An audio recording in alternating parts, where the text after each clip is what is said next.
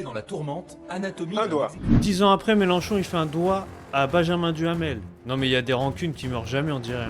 Je comprends pas la question. Vous comprenez pas la question? Non, mais moi, ça m'est égal. Quand vous croyez, par exemple, quand je monte sur une tribune dans le froid avec un mégaphone, vous pensez que ça me fait plaisir?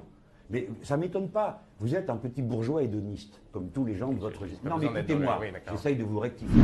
Et tout part de là. En 2015, sur France 5, Mélenchon traite Benjamin Duhamel de petit bourgeois.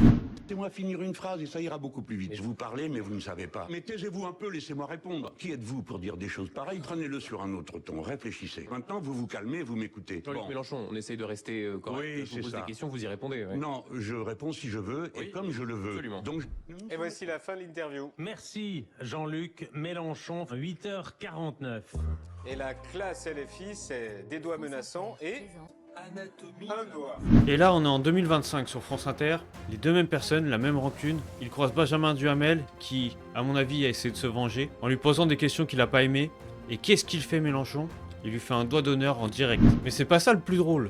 C'est qu'il traite les autres de bourgeois alors que lui-même, c'est le roi des salons politiques.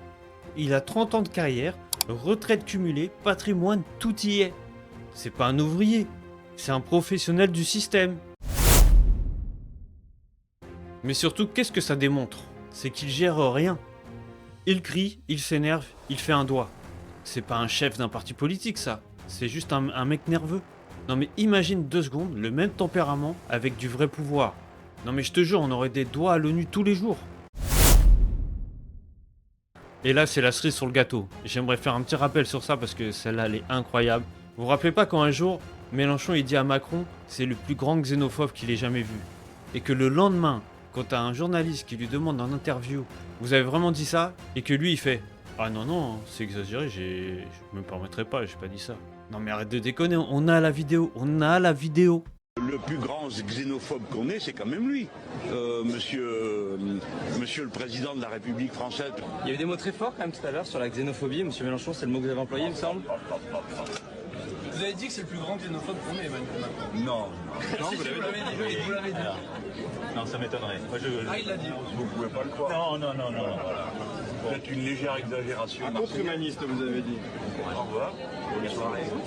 Merci d'être venu chez nous. Ça fait plaisir. Mélenchon ce n'est plus un opposant, c'est un gars qui reste coincé dans ses rancunes. 10 ans plus tard, il refait les mêmes gestes, les mêmes phrases. Et il se permet encore de jouer la carte du rebelle du pauvre, alors qu'il est là en train de vivre comme les autres. Non mais franchement, est-ce que tu vois le délire? Et c'est ça, le vrai foutage de gueule.